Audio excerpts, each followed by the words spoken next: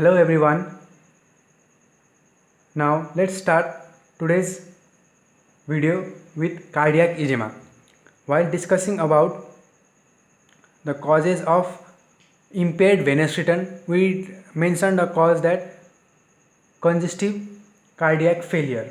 We mentioned a cause and we told that we will discuss about congestive cardiac failure in cardiac edema. So cardiac edema or edema in congestive cardiac failure are the same thing. So let's discuss about cardiac edema or edema in congestive cardiac failure. Okay, so let's start it.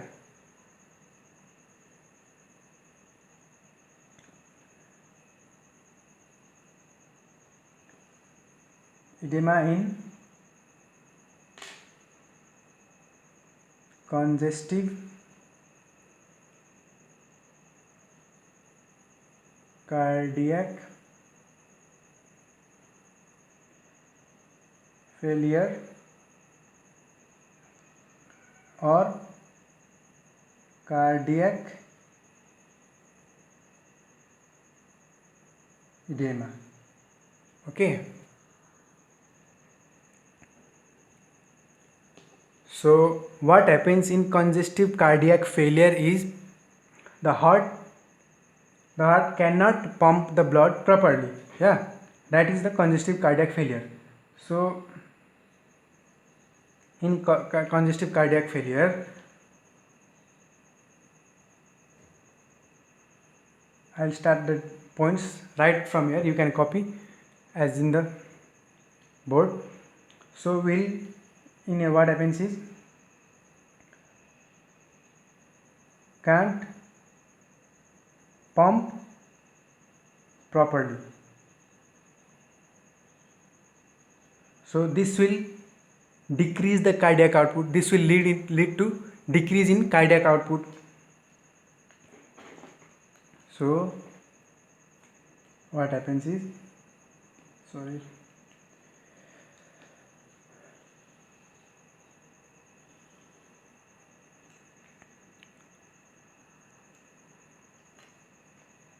decrease cardiac output.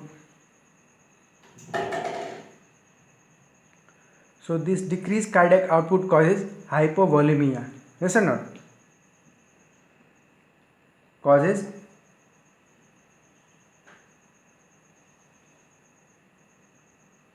hypovolemia.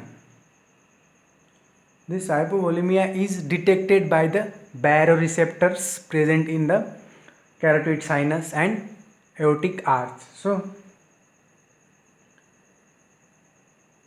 now this is detected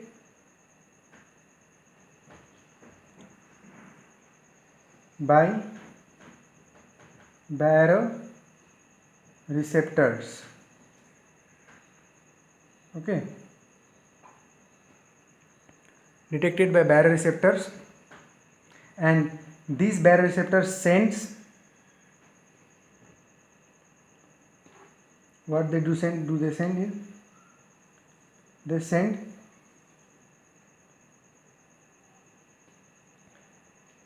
sympathetic outflow. Okay, they send sympathetic outflow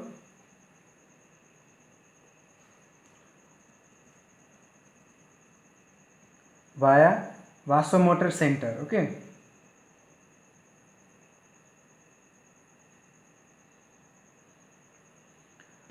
so this outflow of sympathetic outflow via vasomotor center causes vasospasm of the renal artery. So just wait. Decreased cardiac output is causing hypovolemia. Okay, and this hypovolemia is being detected by the baroreceptors, and baroreceptors sends the sympathetic outflow via vasomotor center. Okay, and these baroreceptors are present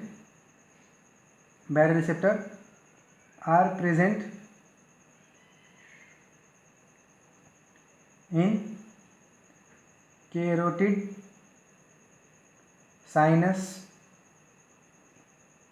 and aortic arch. So present in the baroreceptors present in the carotid sinus and aortic arch detect hypovolemia, and they send sympathetic outflow via vasomotor center, which causes vasospasm of the renal artery. Okay, this will cause vasospasm of renal artery, and this vasospasm leads to renal ischemia. Okay,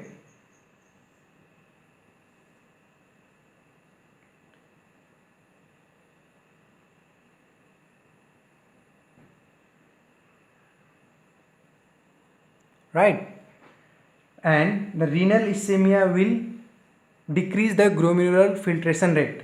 GFR will decrease if when there is renal ischemia, blood supply is less. Then the glomerular filtration rate will also decrease. GFR, glomerular filtration rate, will also decrease. So this decreases GFR. So what does decrease in GFR indicate, or what does this decrease in GFR tells us? Decrease in GFR tells us that there is less excretion of, or decreased excretion of, sodium and water. Yes or not? So decreased excretion of sodium and water is the retention of water. Retention of sodium and water. Yes or not? That is retention. So this is the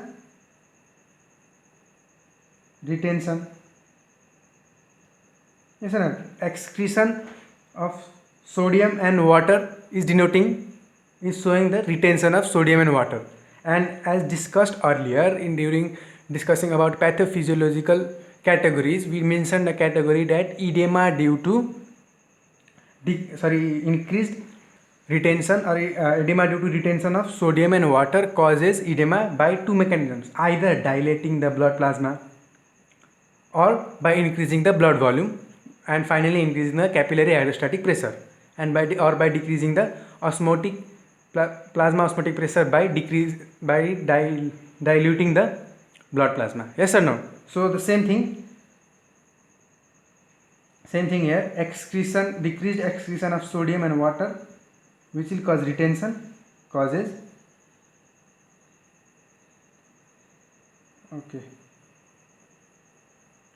edema.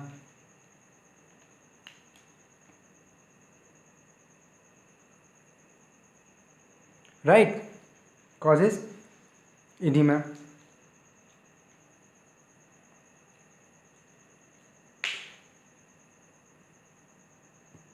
So there is not only a single mechanism, there are other various mechanisms which may cause edema due to congestive cardiac failure. So let's discuss about the other mechanisms.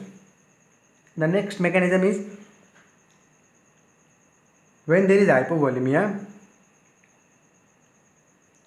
there is increased release of antidiuretic hormone. Okay, increased antidiuretic hormone. I guess all of you know ADH, full form of ADH, antidiuretic hormone. So what does it do is, antidiuretic hormone promotes the reabsorption of water from the renal tubule. It promotes the reabsorption of water from the urine or from the filtrate, we can say glomerular filtrate. It promotes retention of water. Yeah, and it is generally when the body is suffering from dehydration, and the requirement of water is not fulfilled through our diet, then the renal tubule will concentrate the urine with the release of antidiuretic hormone, which will promote the retention of water from the urine through the tubules. Yes or not? So during hypovolemia, what is there? There is increased release of antidiuretic hormone. Antidiuretic hormone is not released by the renal tubules. Okay, so there is increased release of antidiuretic hormone, which is causing water retention. I just told you. And what is water retention causing? Finally, this retained water can lead to edema. Yes or no? Now the next one is, this is a bit complicated but not that complicated, you can understand. So hypovolemia will cause renal ischemia. Yes or no?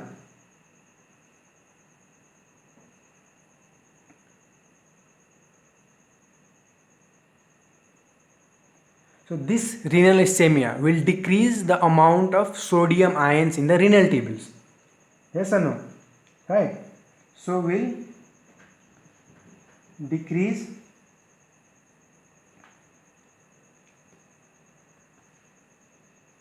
like to make it short so that we don't run out of space at the later time. Decrease sodium ions in tubules. Okay. Now this decrease in sodium ions in the tubules will cause or will lead to release of renin from juxtaglomerular apparatus. So juxtaglomerular apparatus release renin. Okay. And what does this renin do? This renin converts angiotensinogen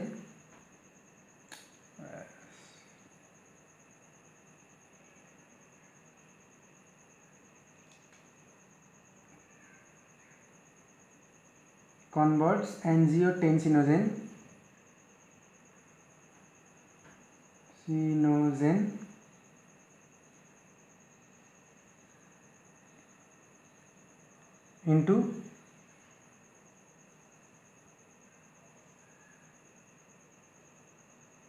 angiotensin 1. Okay.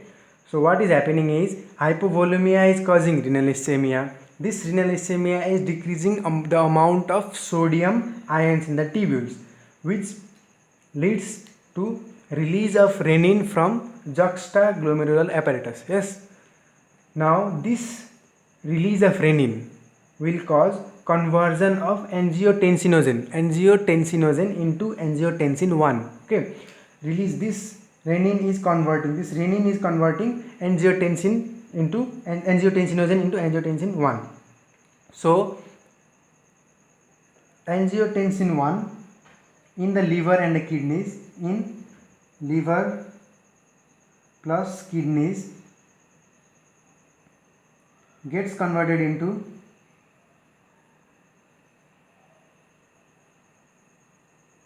angiotensin 2. Okay. Now, this is not a square, angiotensin 2. Okay. Now this angiotensin 2 causes the release of aldosterone. Release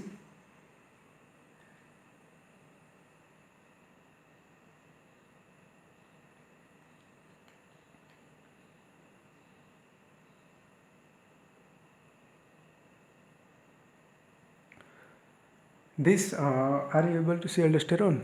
Yeah. This angiotensin 2 will cause the release of aldosterone, and aldosterone is a potent retention of sodium. Okay, aldosterone is a potent retention of sodium. So now sodium is retained, along with it water will be retained, and which will lead to edema. So this is also lead to edema, as it is a potent sodium retention. Okay. So guys, if you are not able to see this one, I'll say it once again. Angiotensin 2 causes the release of aldosterone, and aldosterone is a potent sodium retention, and retention of sodium will cause retention of water along with it, which may lead to edema. Yeah, clear up to here? So now we have two more mechanisms which are not as long as these ones, so let's discuss about them. They are quite short. So congestive cardiac failure can also cause increase in venous pressure and can also cause chronic hypoxia, right? Can cause chronic hypoxia,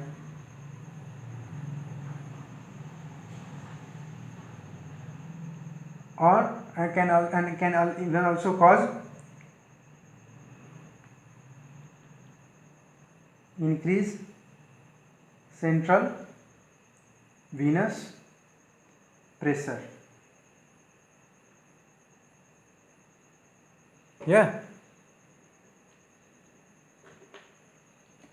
So what will chronic hypoxia, or how will chronic hypoxia and increase in central venous pressure contribute in edema? So central venous pressure will increase capillary hydrostatic pressure,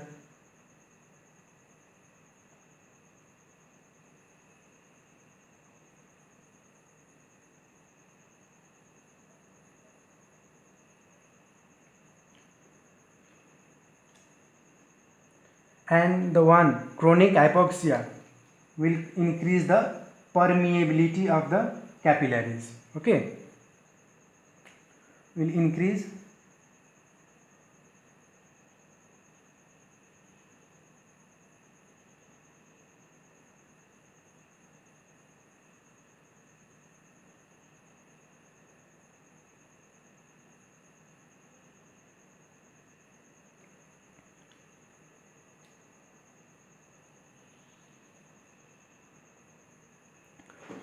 Okay, so these are the mechanisms by which congestive cardiac failure or cardiac edema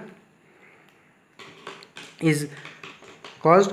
So let's discuss once again. So congestive cardiac failure, it is when in congestive cardiac failure the heart cannot pump the blood properly, yeah, which will decrease the cardiac output, which will lead to hypovolemia. And after hypovolemia is caused, we have various mechanisms through which hypovolemia can cause edema.